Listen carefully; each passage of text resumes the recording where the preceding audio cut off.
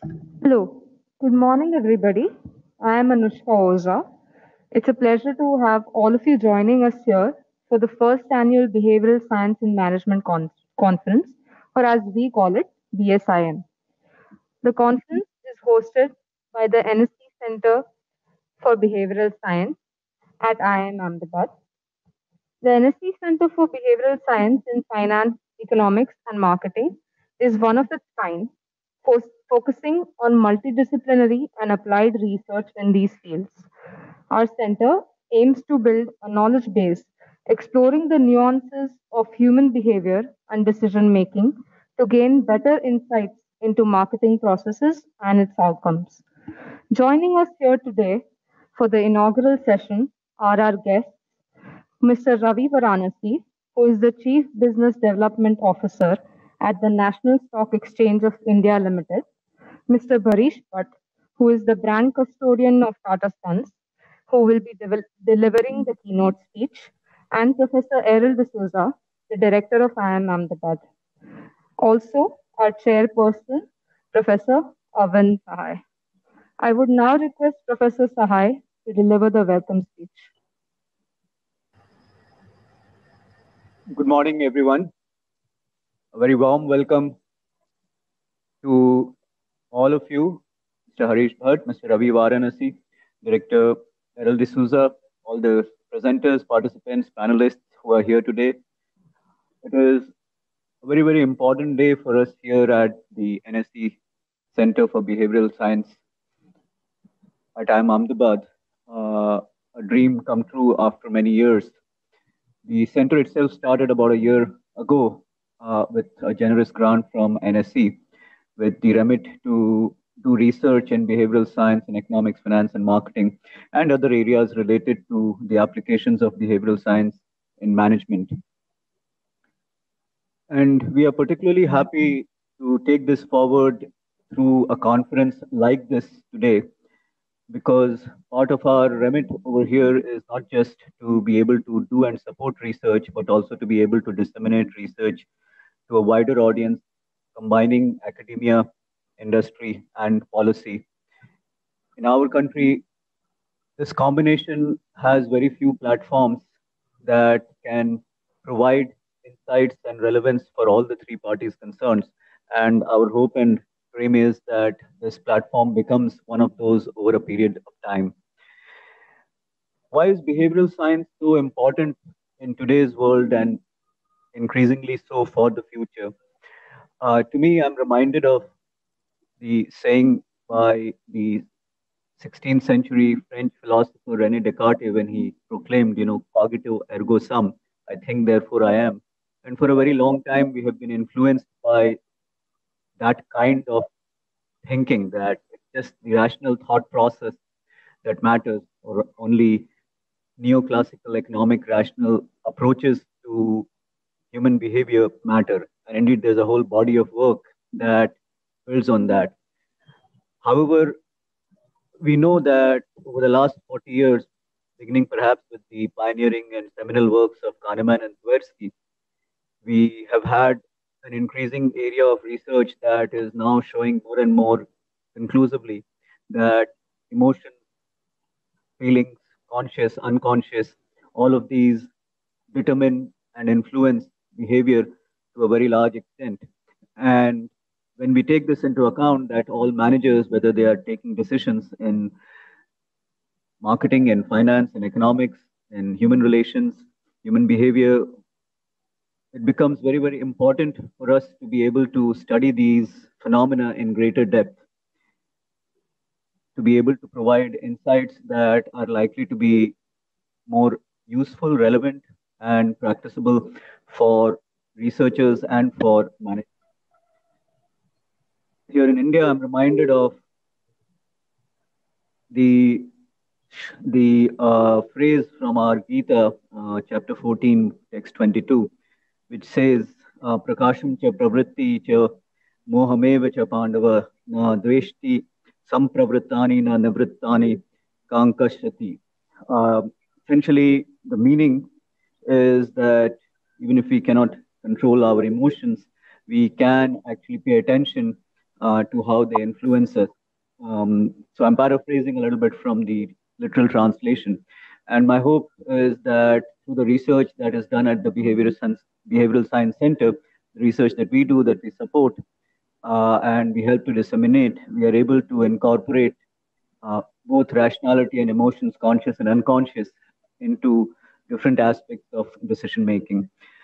So we can have pay attention to how they influence us.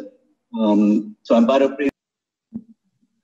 We have a very interesting set of papers that will be presented. We also have a set of panelists, very distinguished panelists and keynote speakers, including Mr. Harish Bhat, the brand custodian for the Tata Group, Mr. Professor Vinod Venkatraman, who is a professor in the area at a leading center in the US Temple University, managers such as the CEO of Lakme Lever, independent management consultant Rama Bijapurkar, Atishi Pradhan, Global Planning Director, Shamika Ravi, the non-resident senior fellow at Brookings Institution in India, and so on. And we have a bunch of very interesting papers. I'll just cite two which are of particular interest to me. One is the effect of organizational performance on the investment decision making, and the second has to do with tax evasion, the application of behavioral science in tax evasion. So without further ado, once more, a very, very warm welcome to all the participants, panelists, keynote speakers to the conference. We hope that this conference becomes, over a period of time, the place for sharing and disseminating cutting edge research on behavioral science and management. Thank you very much. Thank you, Sahay, sir. I would now request Professor Errol D'Souza, who is the Director of IIMA and a Professor of Economics here, to deliver his presentation. We are eagerly looking forward to this presentation. Over to you, sir. Thank you. First of all, I must, congratulate Arvind and the faculty and the staff of the Center for Behavioral Science. This is indeed a momentous occasion at the Institute that we are having this conference, unfortunately online, sign of the times, but it is a step forward in what I believe will be an important change in the way in which we think about the pedagogy of business as well as the practice of business in the country. I'm thankful also to Ravi Varanasi for joining us from the NSE and to Mr. Harish Bhat from Tata Sons. It's a pleasure to share this dais along with both of you all. And thank you for being part of this conference and for support that you all have given us even in the past. When I was thinking about what to really speak on at this inaugural event, I started to think about all the issues that I have with regard to simple things in everyday life, mainly to deal with self-control, which is really the foundations of behavioral science. And you're thinking of the trade-off between emotions and rationality. And one of the most important things that I face daily is this constant battle between looking at my smartphone and trying to be away from my smartphone. Okay? And it's the typical battle between your present self and your future self, right? I mean, at present, it gives you a great satisfaction to be involved in whatever you're doing on it, whether it's playing games or being on the net or emailing or being on Facebook. But you realize that it's actually detracting from a larger possible gain that could happen in the future if you actually spent less time on your smartphone than otherwise. Okay? And this battle for self-control, keeps making me think about, whether I'm making impulsive choices or, how rational I'm really being, and, what are the implications for the other types of behavior that one might indulge in, which would be of a similar kind. Could you just put up the presentation that I have? So I thought, I would talk about this battle between present and future selves, okay, but more from the point of view of, decision making, which is a problem when you're taking a decision for a project which is applicable over a long period of time. Okay? And those of you all who know me know that in the past couple of months, one of the battles that I've been involved with is actually in my administrative role, has been the issue of the heritage buildings that we have on our campus. Okay? And I want to move the slide. How do I move this? No.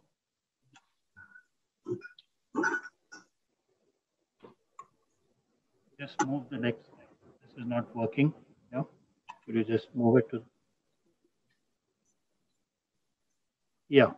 So if you think about projects which are long term, okay, one of the issues that we are facing on our campus is about buildings which are about 50 years old. Okay?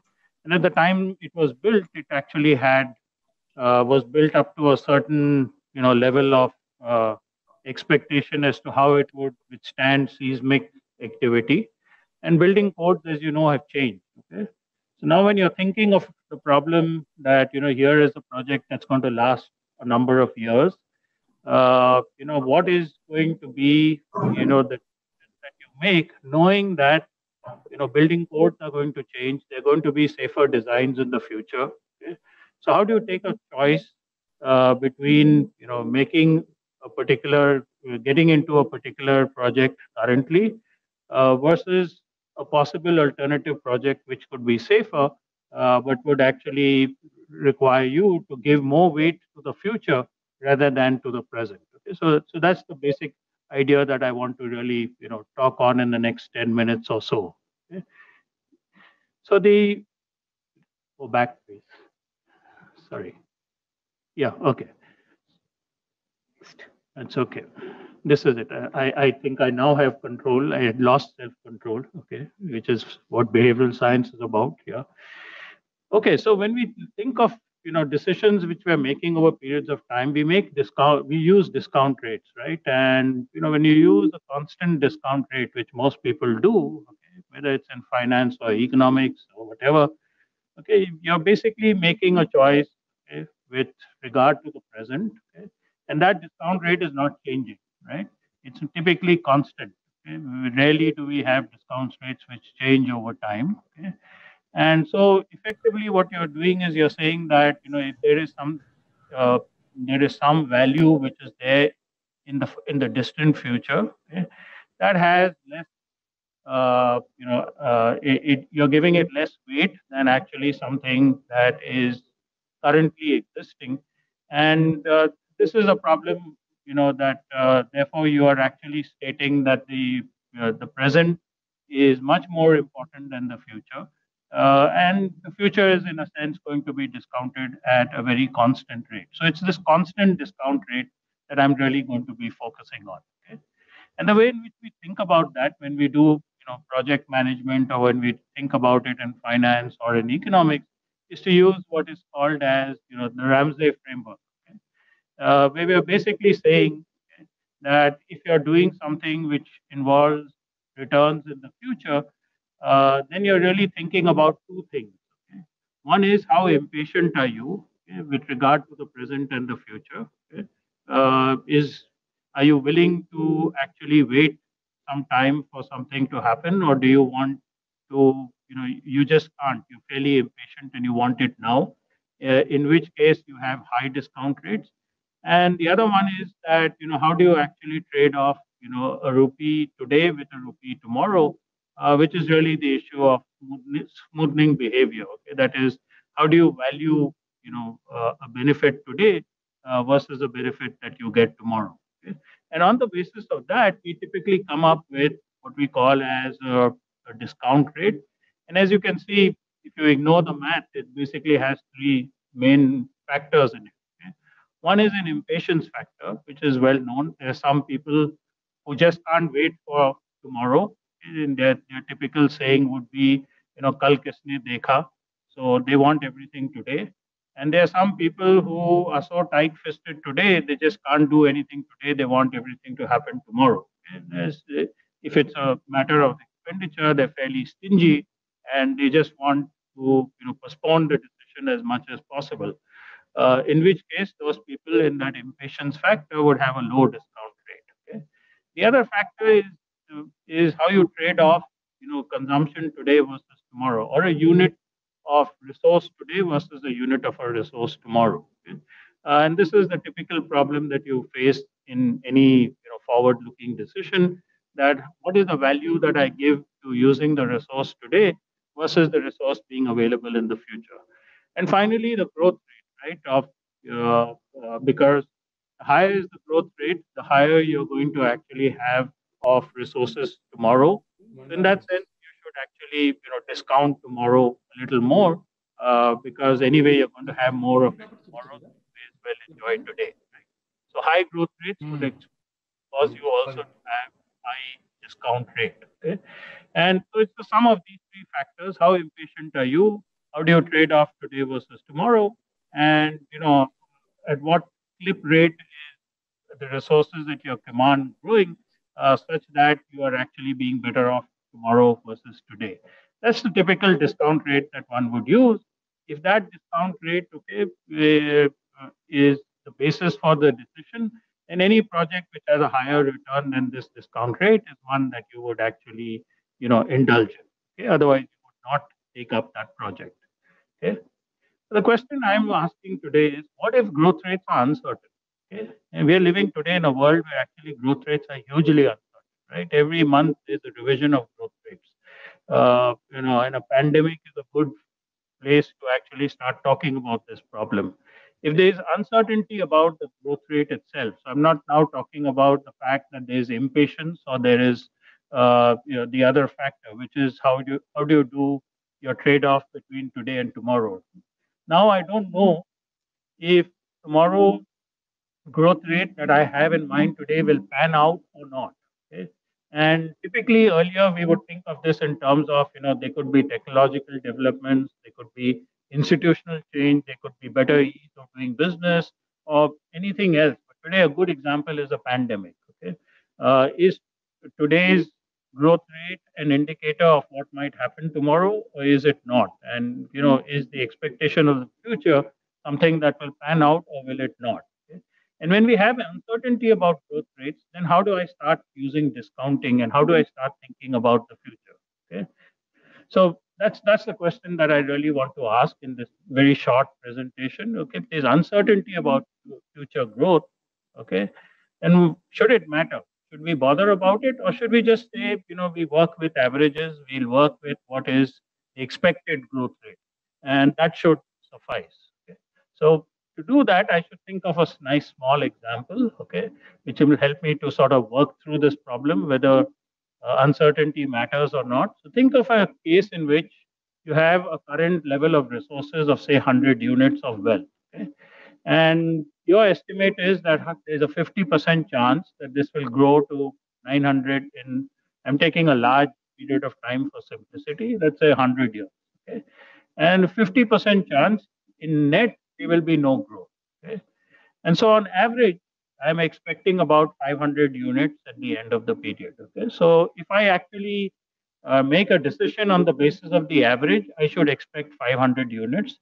But if I'm looking at the uncertainty factor, then what I'm looking at is, there's 900 units at the end of the decision making period, or there is really no change. Okay, there may have been some ups and downs. In some years, there may have been an increase, some years a decrease, but on net, nothing really has happened over that long period of time. Okay, and so to think about it, okay, sorry to put this up, just think about it as supposing I had a level of resource, which is what I'm calling wealth, and then what is the satisfaction of the benefit I get from it? Economists would use something like this, what they would call a Cobb-Douglas utility function. Okay? But it's basically saying that, my benefit increases with wealth, but at a diminishing rate, right? And that's what it's basically saying. So go back to the way I posited the problem. You have wealth of $100. If there's positive growth with a 50% chance, it will become 900. If there's no growth, okay, I mean, or there's a little bit up, a little bit down, and on average you stay at 100. But the average growth case, as we said, was 500. Okay? So, what is the levels of satisfaction associated with this? I took a very simple case of saying just take the square root of that, and that is the level of satisfaction or utility, right? So, for 100, utility would be 10, for 900, it would be 30, okay, and so on. So, that's what I've now written out, okay? So, the levels of satisfaction associated with the different levels of wealth. Okay? And I want to find out what is the additional utility from any unit of wealth. Because remember, when I'm thinking of a trade off between a decision today and the impact tomorrow, I'm asking what if I reduce my resource today by 1 unit? What is the gain that I will get in resources in the future, right? And that is really asking, but how much does utility change, which economists typically would call as marginal utility, right? And so if you work it out, the marginal utilities are there. Okay, it's basically just saying that for current wealth, it's 0.05. If the economy grows at the lovely rate that it I hope it does with a 50% chance, then it's 0.017. And if the economy doesn't really grow because there may be pandemics and wars and changes in institutions, then it will be 0.05. And if I take the average growth case, 0.02. Okay. So if I am a person who's saying, okay, I know there is this uncertainty, but what is the expected, expectation from any investment I do today? And it's obviously the expected utility. So it's basically half of the current wealth and the average growth case, which is, so if I take that, I get 0.034. Okay. If I ask myself, okay, how does that result in a translation of consumption today versus tomorrow? And it basically means that if I can get 1.47 units, that is equivalent to 1 unit today. Okay, in terms of the way in which I'm actually expressing myself on the basis of wealth. Okay? And so that is how I should be thinking about it. If I'm thinking of it in terms of the average growth case, I'm not bothered about the fluctuation and uncertainty, but about the average itself. But if I actually look at it, I'm actually finding that future growth should actually be 2.27 times today's units. Okay, I should actually get for each unit of resource that I invest today, I should get 2.27 units in the future. Okay, if I'm looking at average growth. Okay? And this difference is quite stark. What it's saying is, okay, if I am actually looking at the difference between economic uncertainty and average growth, then if in effect there's a 35% difference in the way in which I think of benefits and costs. Okay? And that is fairly stark. So it really tells me that when I face a situation of economic uncertainty, what should I really be doing? Okay? In terms of the use of the discount rate, a constant discount rate seems to be fairly meaningless. Okay? And the reason this result is coming out, the intuition, if you think about it, is very simple. Because if you're investing in a non-risky asset, okay, you're really providing insurance against the risk of no growth. That's what you're basically doing. Okay, think of it in a sort of slightly alternative way. Think of it as if you invest in the prevention of a future harm. Supposing you are making that decision, then you're not only giving up consumption now, okay, because you're investing in the prevention of that harm, but you're also giving up the possibility of greater gains if the economy grows. Okay? And this is the same thing as saying that you are actually going for a safe return. It's in finance, you would basically say that this is a person who goes to invest in a T-bill because they really want insurance in case there is going to be an economic downturn in future. And that basically means that the decision is really, when you face uncertainty, the trade-off is between fear versus hope. You're hoping that there will be high growth and things would turn out well, but if you're fearful that the other event happens, high growth does not take place, okay, then you really want to cover yourself for that, okay, and you really invest in to protect yourself from this future harm. And then in that case, your decision is turning out to be that you should discount the future much more heavily than you discount the immediate future. So the you know the future, which is some periods down the line, should be discounted much more heavily than actually to a more immediate future. And that means that the decision making is not as simple as we were thinking of earlier. It's really a decision making where you're saying that when I have a project in which I'm facing economic uncertainty, I should actually bother about the safety issue first. Okay?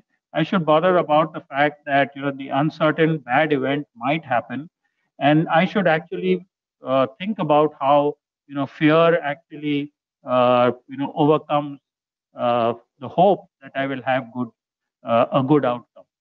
Uh, this is actually well, stated by none other than Marty Weitzman. Okay, so he in a paper looking at tail risks, etc., he's basically saying that when you're fundamentally unsure about distant future growth, okay, there are strong forces you may want to consider to use very low discount rates for discounting distant future events. Okay, because of fear, okay, that the uncertain bad event might actually happen. And so if you think the pandemic is, for example, going to continue for long periods of time, you should actually be, that fear should actually drive your decision in a very different way than the hope that actually you will come out of the pandemic and get into a better outcome. Okay? So that's really the trade-off, and that's, into my mind, something which we haven't focused on enough. When we think about projects, we tend to look at constant growth rate projects. Okay, we could be making very erroneous decisions as a result of that, and that would actually, could end up in us choosing projects which are not beneficial to us, no matter what. Okay? I'd like to end with just a thought, okay, which is I presented a scenario where there was good growth or there was bad growth. Okay. What if this good and bad growth belong to two segments of a population? Supposing there's an elite which actually experiences good growth, okay, and let's say there is great mechanization, growth of AI, and a majority of people will have stagnant incomes. So I could present you the same table as I did earlier, okay, and you would actually have two sections of population, one whose incomes are growing at a very nice rate and one whose incomes are not growing at such a nice rate. Now, if I did, as a policymaker, the standard thing and said, let me look at the average growth rate, okay, and if I look at it, okay, one level is stagnant, but one group is facing a high growth rate, right? And so the average will be increasing, right? Even though the majority incomes is stagnant. Okay? Now, if I look at what is going to be, the utility levels of these different levels of incomes, think of a person who's in the elite group. Incomes are continuously growing. Okay? The benefits are growing, and therefore the marginal utilities are decreasing. And over long periods of time, those marginal utilities are basically going to go towards zero, and you should actually be using a near zero discount rate for that section of the population. But for the majority, the income levels are constant, and so the marginal utility is constant, and you should therefore be using a different discount rate. Okay? If, as a policymaker, I use the average discount rate, I'm going to be making decisions, okay, which do not in any way benefit the majority of people who are going to benefit from the project. Okay? And this is the same distinction between fear versus hope. Okay? If I actually, therefore, I'm looking at projects like, say, long-term public projects, say, sanitation, whatever, public health, etc., then the way in which I think about the benefits to sections of the population would actually result in projects which benefit the elite versus the majority. Okay, and that would actually be a decision which is not made appropriately, to my mind, for discussions that we may have over long periods of time. So let me stop here. I just wanted to throw a thought that when we think about decision making, especially about decision over time, uncertainty over what will pan out should make us think or rethink about how we make decisions and think about how exactly projects should be chosen, keeping that in mind. Okay? Thank you. And I look forward to hearing everyone, including all the paper presenters. It's a great list of topics which has been listed out. All the best to the faculty at the center and to all the researchers, and look forward to the proceedings as we go along. Thank you. Thanks, Errol, very much for that very, very intriguing thought. In fact, if I can take one quote from what you said, under economic uncertainty, distant future should be discounted much more than the discount of the near future. That's precisely, in a sense, going contradictory to the idea of hyperbolic discounting in the behavioral science literature. And so, how these two have to come together so that we have a better outcome for all the stakeholders would be a very, very interesting problem. Let me invite Mr. Ravi Varanasi to share his thoughts with us, to all the conference participants on the stage. Ravi. Thanks, Sahay, Professor Sahay, Professor Errol D'Souza, Professor Arvind Sahay, Mr. Harish Bhat, ladies and gentlemen. Good morning to you all, and a warm welcome to the conference on behavioral science and management under the auspices of NSE Centre for Behavioral Sciences at IIM Ahmedabad. That was a fantastic presentation from Professor D'Souza. We at NSE are excited to be part of this great initiative to bring empirical rigor to the behavioral science application in India through the center. As a Nobel laureate famously said, if you torture the data long enough, it will confess to anything actually. The strategic selection of and manipulation of data can lead to many different versions of the truth. Investors need to be especially vigilant in this era of big data, large number of predictors, and plethora of methods that make the torture of data that much easier and available to everyone. There are varied problems ranging from exclusion of data that does not fit the narrative, delegation of research to those that have an incentive to make results look good, and the tendency to try different methods until the researcher finds the one that works, and outright manipulation of data. There are significant amount of problems which are cropping up. The general view of finance experts is that it is becoming increasingly difficult to understand how the markets work as a whole. Although the efficient market theory might be considered as an ideal model enabling the interpretation of market behavior, it has begun to lose ground, and the rationality hypothesis failed to explain the excessive volatility of returns and trading volumes recorded in the recent times, both in developed as well as emerging markets. Mainstream financial theory assumes that people are rational actors, that they are free from emotion or the effects of culture and social relations, and that people are self-interested utility maximizers. It also assumes, by extension, that markets are efficient and firms are rational, profit-maximizing organizations. Behavioral finance counters each of these assumptions. Adding the behavioral finance perspective to the equation can help us understand the reactions of market agents better. Behavioral finance helps us understand how financial decisions around things like investments, payment, risk, personal debt are greatly influenced by human emotion. Ravi, you need to switch on your video. Mr. Varanasi? It's not, yeah? Oh, is it? Yeah, we think I think your video is off. Oh, is it? Okay. Is it on now? Yeah, it is on now. Okay. Sorry, I think in between I lost you switched it off again inadvertently. I think we can't see you now. Oh, is it? Okay. I think there's some problem with this one. We were able to see you one second ago. You were there. Now you've gone again. Oh, is it? Oh, is it? Okay. Let me try once again.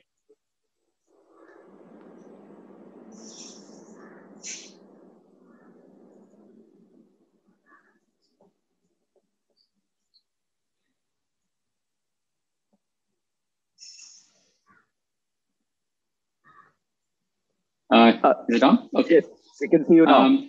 Okay, fine. Sorry for that.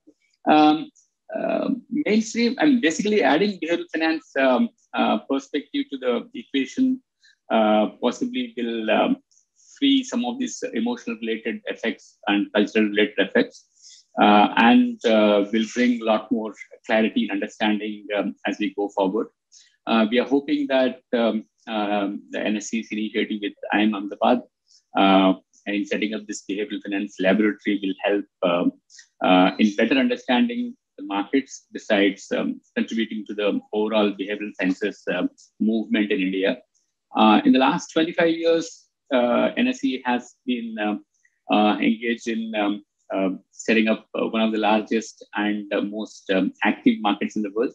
We are one of the largest stock exchange in the country and third largest stock exchange across the world. We are the largest derivatives market.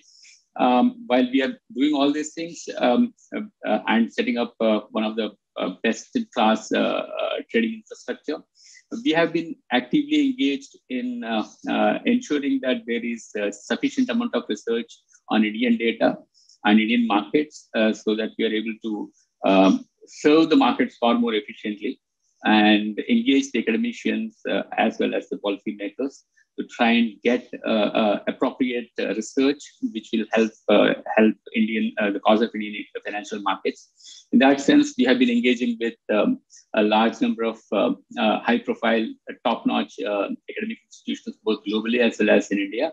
And this is one of the initiatives where we are kind of focusing for the last couple of years. Our sense is, as we go forward, the focus on empirical research and particularly the behavioral variety, if we are able to add to this, we will be able to bring depth to the knowledge in the country. In this direction, we are also actually setting up a data room, which will make life easier for researchers to access NSE data. So we'll be making an announcement very shortly in this regard. We will continue to work with academic institutions to ensure that we are able to provide our support to the research effort which is going on in various areas which are of interest for us. Today's conference has a bevy of experts who are going to speak on a variety of topics related to behavioral finance. I'm really eager to listen to all the discussions which are going to happen subsequently. Thank you very much, and all the very best for the conference. Thank you very much, Ravi, for being here today, and we hope to continue our collaboration to take the center to greater heights and the laboratory. May I now invite Mr. Harish Bhat, the brand custodian at Tata Sons Limited, to give us the keynote speech for the conference. Very briefly, Mr. Bhat needs no introduction really, but I would just like to cite a couple of his work-related experiences earlier. He has been the chairman of Tata Global Beverages earlier and also worked for Titan, two very, very well-known brands. And he has at least 2 books that I have read, but he probably has written more. So you'll have to excuse me on that, Harish. I have not read all of your books, only 2 of them. And he is a very, very strong propounder and custodian, not just with Tata Sons, but the idea of branding in general, brand management and how it evolves. And we are fortunate and privileged to be engaging with his team on projects. So without further ado, over to you, Harish. Thank you, Arvind. I hope I am visible and audible, Arvind. Yes, 100%. Thank you. So to begin with, such a privilege to speak at this occasion. Professor Errol D'Souza, the director of IIMA Ahmedabad, Professor Arvind Sahay, the chairperson of the NSE Centre for Behavioral Science at IIMA Ahmedabad, Mr. Ravi Varanasi, the Chief Business Development Officer of NSE, faculty and participants at this Behavioral Science in Management Annual Conference. It's a privilege to speak at this meet. But before I begin on my keynote, I must compliment Professor Arvind Sahay, whom I have had the opportunity to work with over the past few years. He's undoubtedly an expert in the behavioral sciences because he got 3 things right about my behavior while inviting me to this conference. First and foremost, I'm an alumnus of IIM Ahmedabad, so I would always welcome an opportunity to speak at my alma mater. Second, we have worked on a couple of interesting behavioral projects with Professor Arvind Sahay over the last few years, and he knows of my keen interest in behavioral economics, and therefore my ability to say a few relevant, even if rambling words at this session. And third, I think in inviting the brand custodian of the Tata Group, he has invited a representative of a group which has been actually immersed in the behavior of Indian people and Indian consumers for over 153 years now. We were founded in 1868 by Jamshedji Tata. 153 years later, about 700 million Indians use one or the other product or service from the Tata Group. So roughly about 1 out of 2 Indians use some product or service from the Tata Group. And a good part of that, I would like to believe, is led by our understanding of the behavior of Indian people and Indian consumers. So there's actually a treasure trove of Tata history from which I can speak, which we have learned over the years. But, you know, a few words about my own interest in behavioral economics and consumer behavior. I've been a marketer for over 34 years now. A large part of my career has been spent, as Arvind said, in companies like Tata Tea, in the Titan company.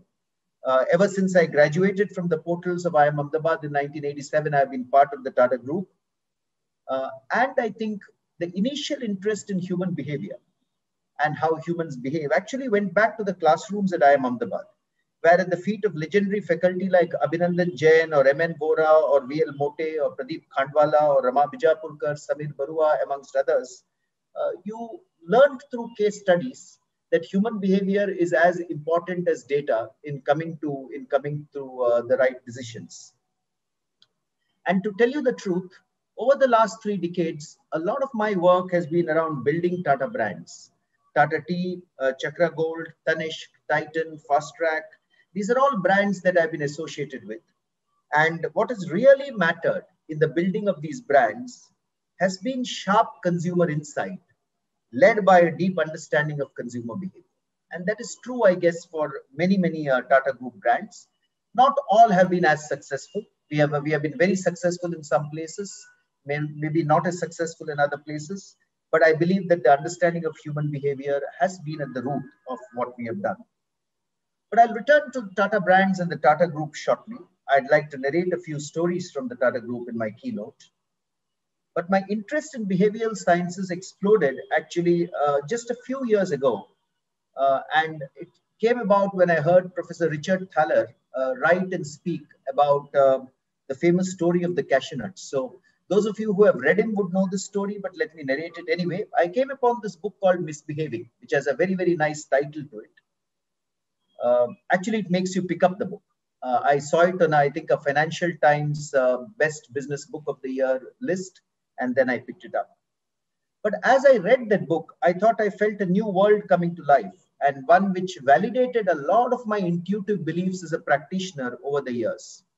You know, John Keats, when he first looked into Chapman's Homer, there is a famous quote, a famous piece of poetry I remember from my school days. Then I felt like some watcher of the skies when a new planet swims into his ken. And I felt like that.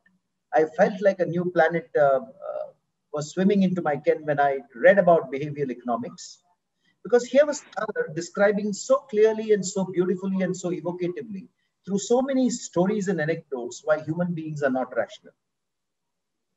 After everything that you have learned in economics about the rationality of human beings, here was someone presenting absolutely the converse point of view.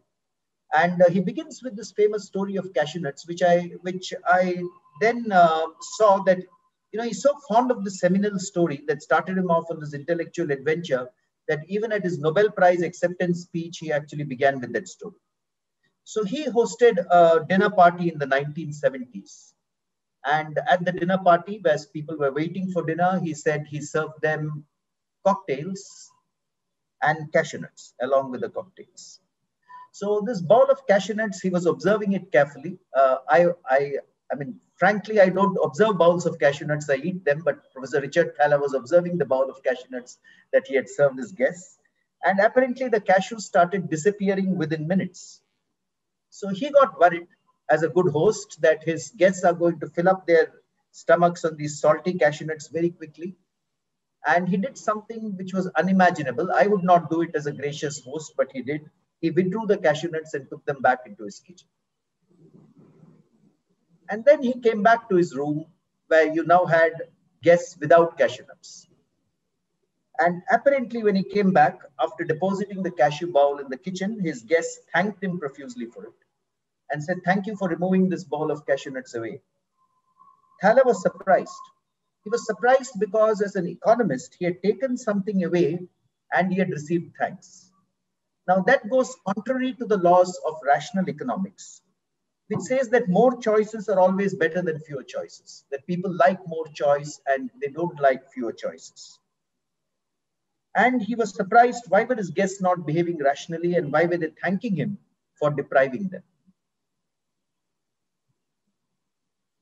As he studied this episode, as he says in his book, he learned that people don't always make choices that are best for them because we don't always behave rationally. Sometimes we misbehave and make choices which are not in our own interests.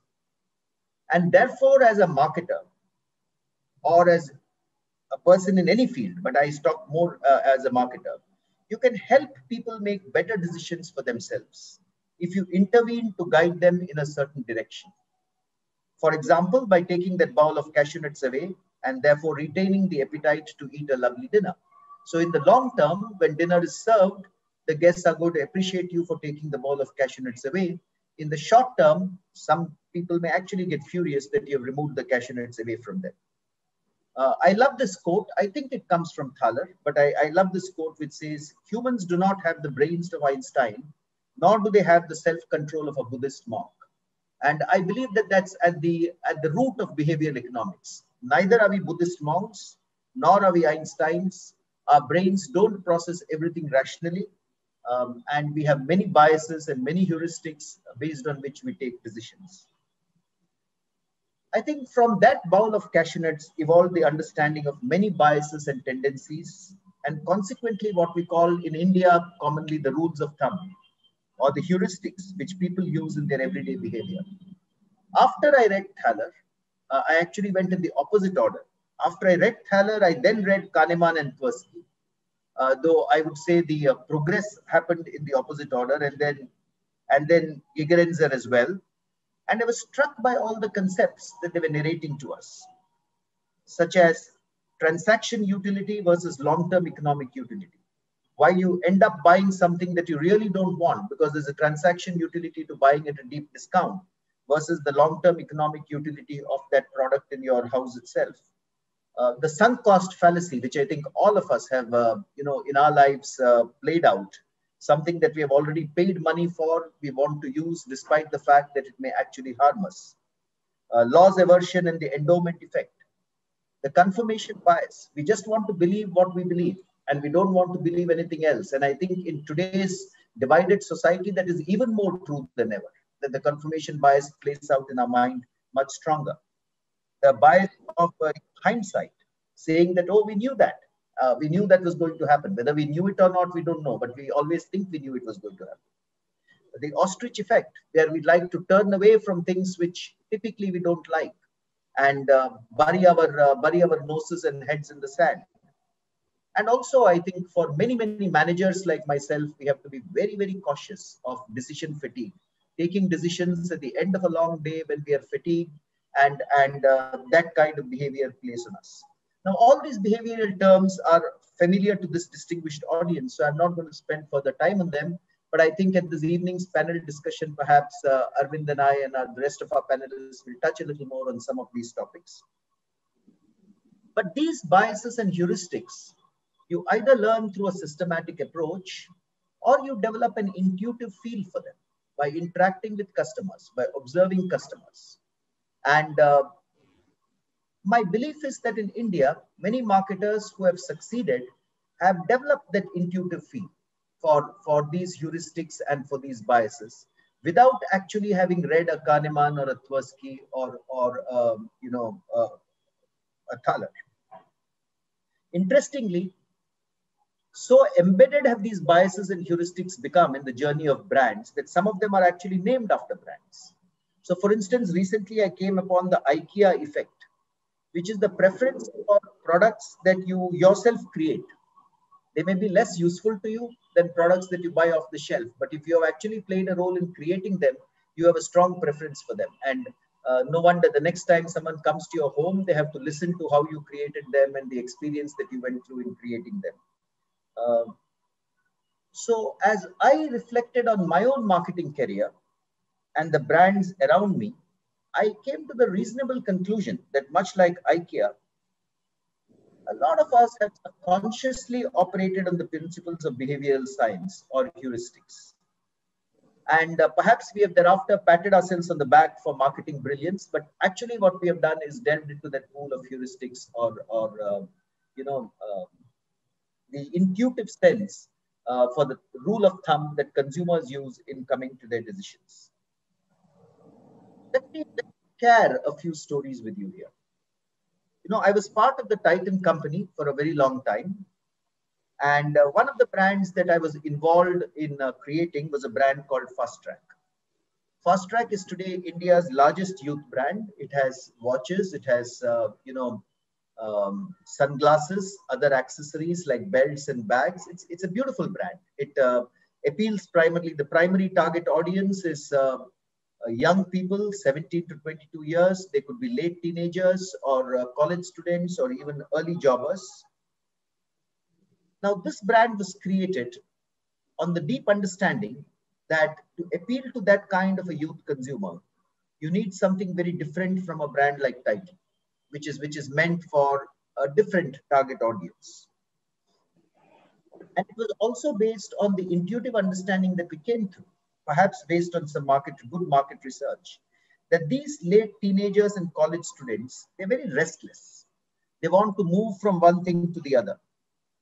They don't want to stick on to anything for an extended period of time. And that restlessness, that not wanting to stick with one thing, wanting constant newness in life, became actually the core of the Fast Track brand. So if you look at the Fast Track brand and look at its byline that we used for several years, it said, move on from one watch to the next, move on from one sunglass to the next, move on from one thing in your life to the next, one friend to the next, and so forth. And because people were so keen on moving on, and we had a good understanding of that behavior, we created watches which were very, very bold and unorthodox in their appeal, very unlike the watches that perhaps you and I wear, not round in their shape at all. We created other accessories that carried the same irreverent spirit. But looking back, this was not an entirely rational appeal. You could argue that at that age, what is purely rational from an economist's perspective for those young students is to maximize the net present value of future earnings by getting a good degree and a good job. And I think at one level, all of them were doing that. But at another level, there was also the bandwagon effect which came into play, which said that you want to be as cool as the rest of your generation. You want to be as cool as that, rock star on your campus, or you want to be as cool as that, young theater actor on your campus. And as behavioral economics points out, there was immediate gratification from such coolness and the bandwagon effect, compared to the delayed gratification that could potentially come from a good degree and a good job. I think Professor Errol D'Souza has talked about the immediate and the future. And Fast Track's appeal made their day for the immediate. I believe that was based on some intuitive understanding of the bandwagon effect and the way it plays out with these young consumers. But let me move on from Fast Track and talk about another brand which I've been associated with for a number of years, Tata Tea. So Tata Tea,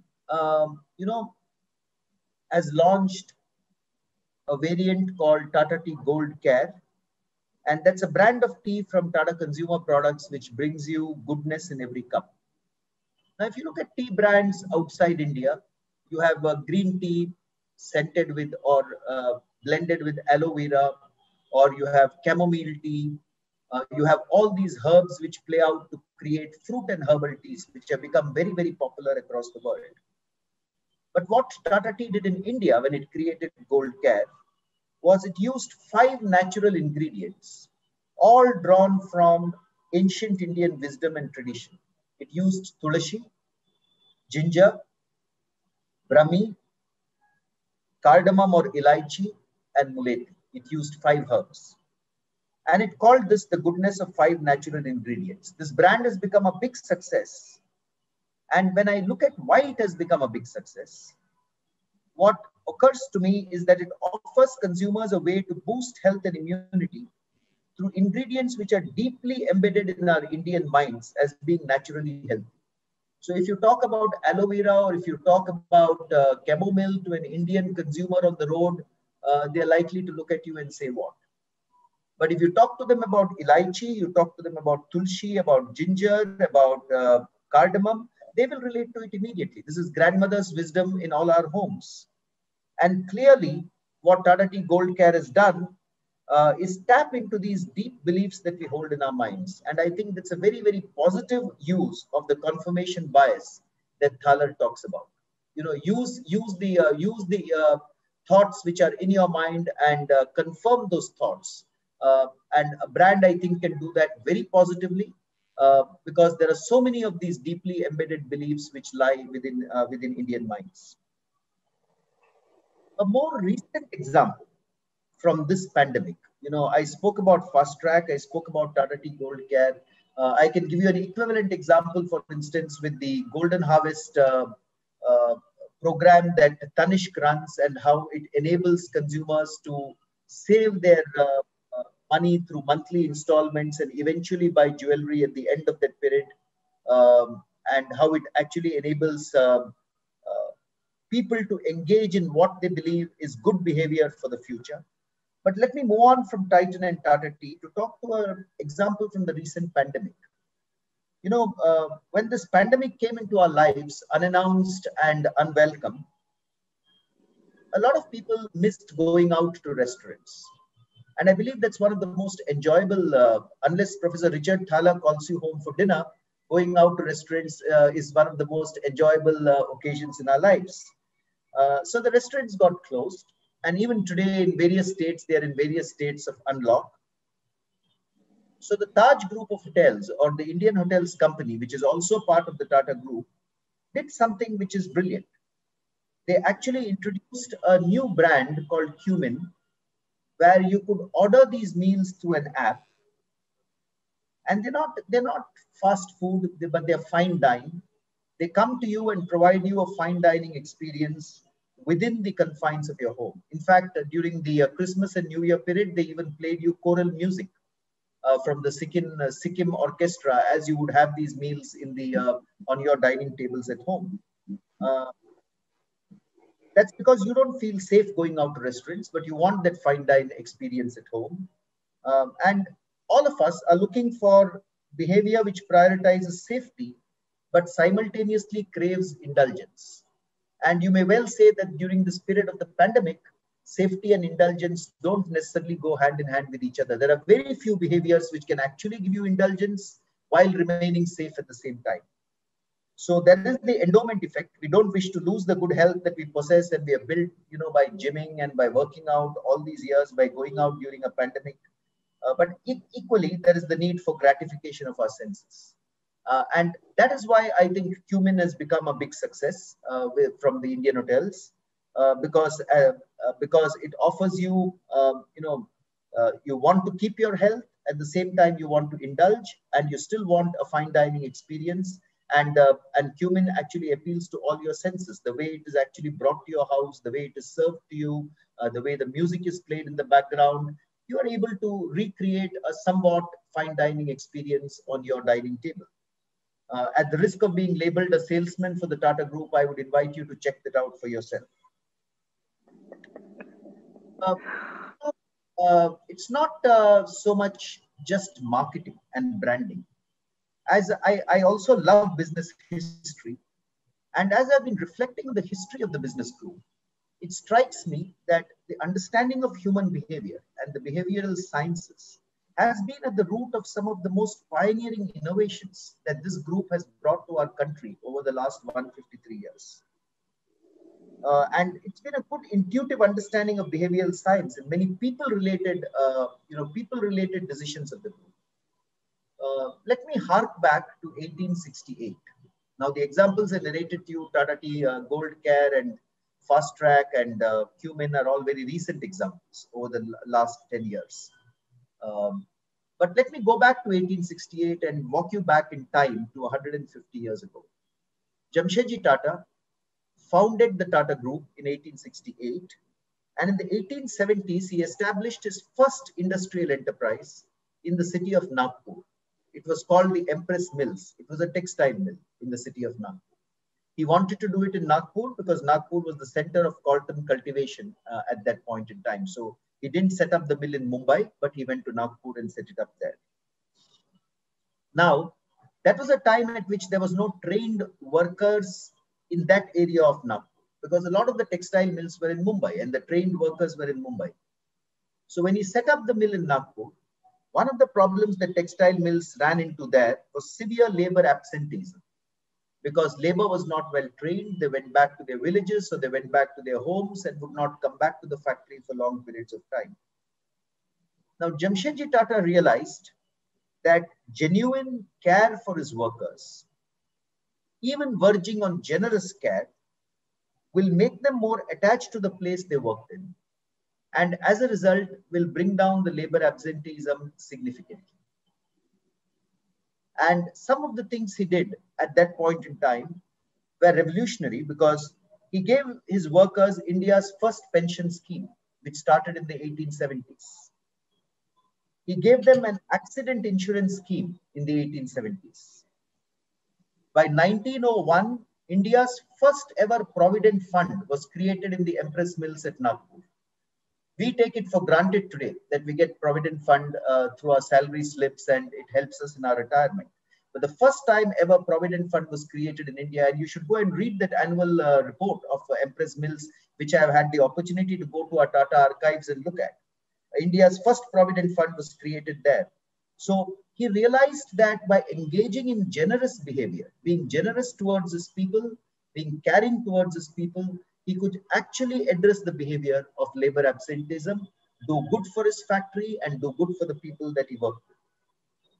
When you read about the story of Empress Mills, you know, he had an annual ceremony, annual day, where he distributed over 1,000 prizes each year to his workers, including gold watches. I can't imagine in the 1870s doing something like that. As a result of all these measures, his understanding of human behavior was absolutely right. Absenteeism fell hugely.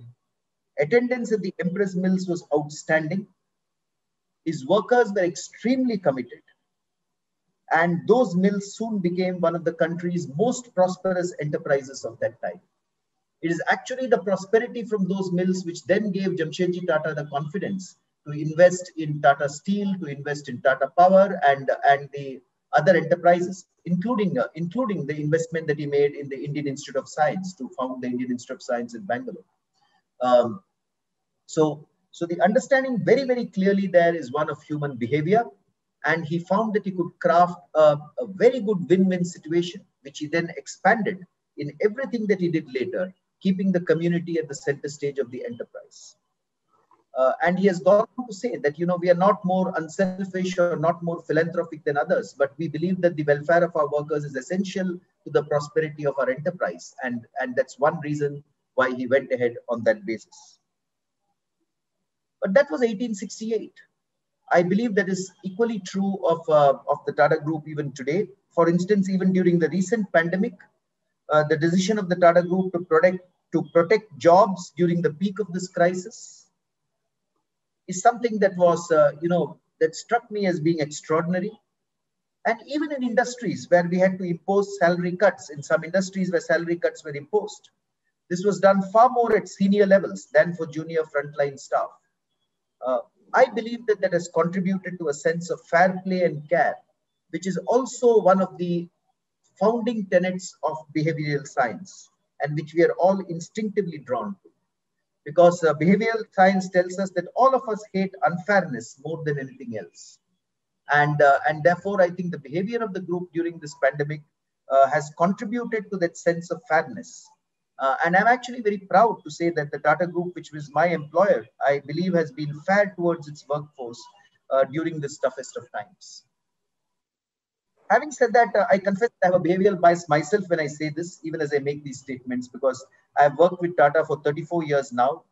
And I don't know, Arvind, whether it's affiliation bias, but I have a strong affiliation bias towards the group, which in my view is one of the finest employers anywhere in the world. So those are some stories from the Tata Group I wanted to narrate, both on the branding and marketing side, as well as on the people side, where I do believe an instinctive understanding of behavioral science has helped us.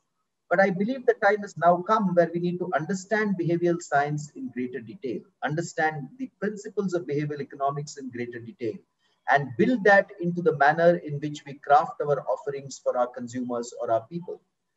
And I'm delighted that, Professor Arvind Sahay has been working with Adrian and Kavita, who are members of our customer centricity team. They lead our customer centricity team in crafting projects which can use elements of behavioral economics in looking at how marketers can enhance their offerings to their customers.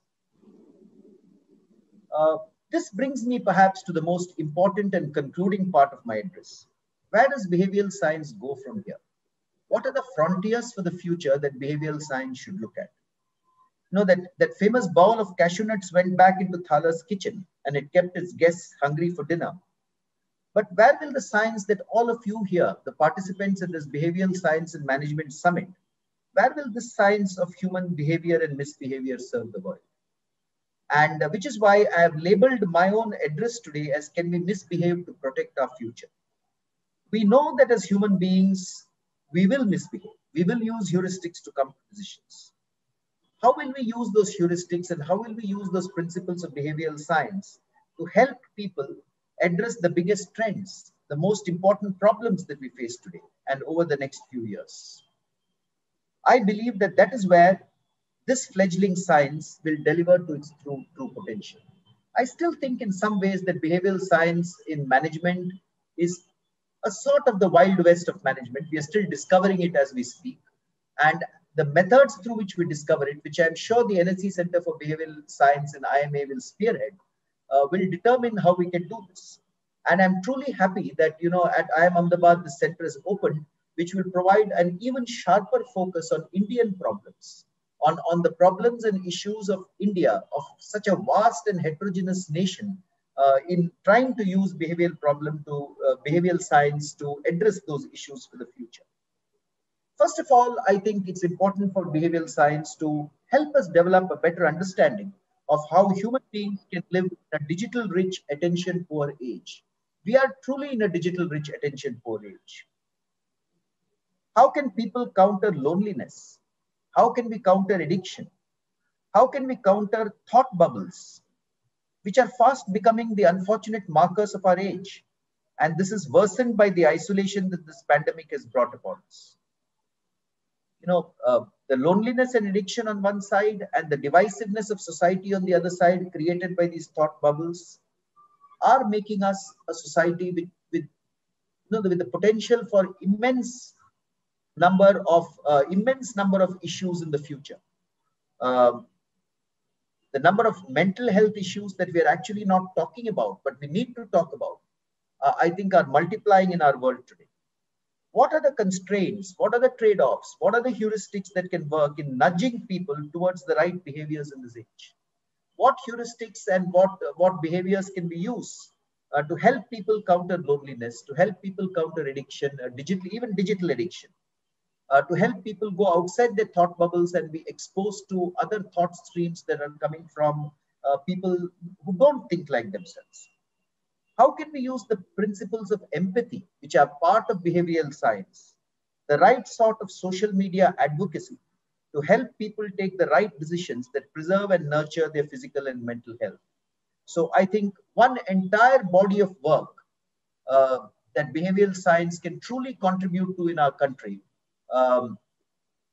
is really, about helping people live in this digital rich attention poor age. The second area I think where behavioral science can help corporates greatly is encouraging a fair workplace. Even as we are debating the future of the workplace, at this point in time, I don't think anyone has a clear crystal ball to say, are we all going back to the office? Will there be a hybrid workplace? What will the future of education be for institutes like IIM Ahmedabad and top-notch universities like yourself? Will education be a blend of online and offline? What kind of omni-channel behaviors will be exhibited? So what are the biases and heuristics that will come into play in a hybrid workplace of the future, where some of us work from a distance, others are huddled in physical conference rooms? There is the fear of missing out. There is the fear that your boss and your teams may not be interacting regularly with you.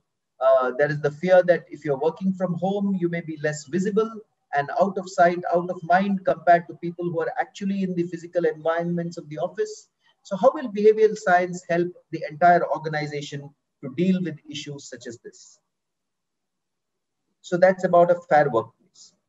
I do believe that behavioral science also has an important role to play in promoting responsible consumption that leads to holistic health and wellness. As responsible marketers, we have a role to encourage consumption which is moderate, which is responsible, rather than conspicuous, extravagant consumption, which promotes long-term dissatisfaction and harmony. So what can behavioral science do to promote responsible consumption is the other question that I want to leave on the table. The other area that occurs to me, Professor Sahay, is as more and more human beings increasingly interact with machines. And these days you call any call center, there's a machine on the other end telling you, press one button, press the other button, do this and that. But as we increasingly interact with machines and bots in a world of robotics, where artificial intelligence driven bots now answer even simple human calls, the question in my mind is, how can behavioral science help humans to cope with this? Because what occurs to me is that we are subject to these behavioral laws and heuristics and biases, but they may not necessarily be applicable to those machines unless the algorithms written for those machines also include these heuristics or biases. Maybe they will in the future, we don't know. Or maybe machines will pick up those heuristics by themselves. But to me, really speaking, how will Thaler's and Kahneman's behavioral principles interface with Asimov's laws of robotics? These are two very, very different spaces. And I believe there's a good junction there where behavioral science can help us in the interface between the behavioral economics and Asimov's laws. It's also a very exciting space, but that's the direction in which the world is moving. And I do believe that a center like this, the NSE Center for Behavioral Sciences, can help us to think about these issues which we are grappling with today. And finally, how can we use behavioral science to counter the biggest and perhaps the most existential threat being faced by our planet, climate change? We crib about very hot summers. We crib about glaciers melting in the Himalayas, about typhoons and cyclones, which are becoming even more common these days, much more common than earlier. And yet, it is not the sort of risk that the man on the street is worrying about yet. And a lot of us are therefore engaging in misbehaviors which are actually exaggerating that risk, even while we talk about it. So any behavioral, and here I think we are fraught with the issue. And as a marketer, I often think about it because I also want many more products launched by the Tata Group to be very, very sustainable in the future. Any behavioral change we have to adopt in this dimension is often viewed as a personal loss, because sometimes you have to pay a little more for an environmentally friendly product. And many consumers may not necessarily be willing to do that unless we use the laws of behavioral science to nudge that consumer into buying a more environmentally friendly pack or into buying an electric vehicle. So how can we use behavioral science to help us change what we eat, how we travel, how we use energy? Can we tap into our age-old Indian cultural and social norms sitting deep-rooted in our minds to help us eat better and more sustainably? perhaps more locally sourced, less energy intensive, healthier food? Can we use nudges of the kind that Thaler talks about for rewarding passengers for using public transport rather than using gas guzzling vehicles, or providing preferred parking slots for bicycles, or providing preferred parking slots for people who are willing to pool their cars, or making digital meetings even more interface friendly so that people have to spend less time and less carbon intensive fuel traveling, so that there is less planet damaging travel which happens. How can we use the power of making energy use data public to ride a positive bandwagon effect? Can we think about real-time energy monitors in homes, which can blink red or green, so that, if I'm using more energy on any particular day, more electricity on any particular day, I see a red light go on in my house immediately, and I decide, okay, this is not the time to put on my air conditioner.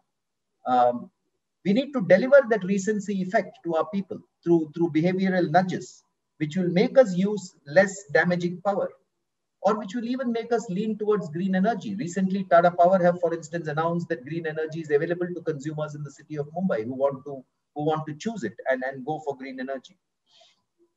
So I think nudging people towards these sustainable behaviors, towards these good behaviors, is where the real potential of behavioral science lies. Whether it is in the HR department or in the marketing department or in the or in just the human department, I think that is where the potential will lie. The good news for all of us as practitioners of behavioral science is that many corporates, including Indian corporates, are waking up to the reality of these sustainable behaviors today. Sustainability is high on the radar of CEOs of many companies, I can assure you that. It's high on the radar of corporations. Sustainability is high on the radar of investors as well. There are investors across the globe calling for investment in more sustainable corporations. So I believe there is significant scope for collaboration between academia and industry in studying these behaviors, designing these nudges, and working together towards a better future. That is where I think the potential of behavioral science lies for the future. So as I end this session, ladies and gentlemen, and one of my clear understandings of behavioral science is that a speech should never overshoot the limit. So I want to come back to Richard Thaler. Richard Thaler, while he spoke about cashew nuts, he's also appealed to behavioral scientists to make the world a better place by making this a very human discipline. And he has often said, I read this in an interview that he did, I think, with some UK journal, that is number one mantra for behavioral changes: make it easy for people. If you want to get people to do something, make it easy for them to do so. I think that is the holy grail of behavioral science. Don't make it complicated, make it easy. Thaler famously did that by removing the bowl of cashew nuts. If your experiments as behavioral sciences, you look at simple approaches, which make it simple for people to adopt good behaviors, then consider the transformation that can bring about. In many ways, to me, removing that bowl of cashew nuts is a metaphor for the simplicity with which the behavioral science can actually impact the lives of consumers and their actions. You will then make it easy for people to build a more sustainable future for themselves and for this lovely planet that we call our home. So once again, I want to thank you for providing me a very patient hearing. I want to wish the NSE Centre for Behavioral Science at IIM Ahmedabad all the very best for a sterling journey ahead of you.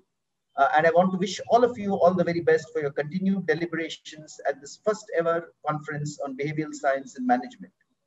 Of course, I want to end by saying that since this is a digital meet, I think we are naturally protected, from addictive bowls of nuts or biscuits, which are often served if this had to be a physical meet. So that's good. I think we have already kind of triggered the first behavioral change. With those few words, Professor Errol D'Souza and Professor Arvind Sahay and Mr. Ravi Varanasi and all faculty and participants, I want to thank you for a very, very patient hearing. Thank you very much. Thank you so much, Harish. That was an absolutely wonderful exposition of the thinking on behavioral science that you, as a leading manager at the Tata Group, top manager at the Tata Group, and as an individual have looked at from the perspective of behavioral science. Indeed, there are many areas that one can think of exploring further, and I'm sure the participants would have taken on board a lot of potential ideas of exploration and collaboration. So thank you once again, Mr. Bhat, for taking the opportunity, the time to address this conference, to Mr. Varanasi, to Director Errol D'Souza, for being here with us today to set us forward on this exciting journey for IIM Ahmedabad as an institution and for the NSE Centre for Behavioral Science at IIMA. Thank you so much.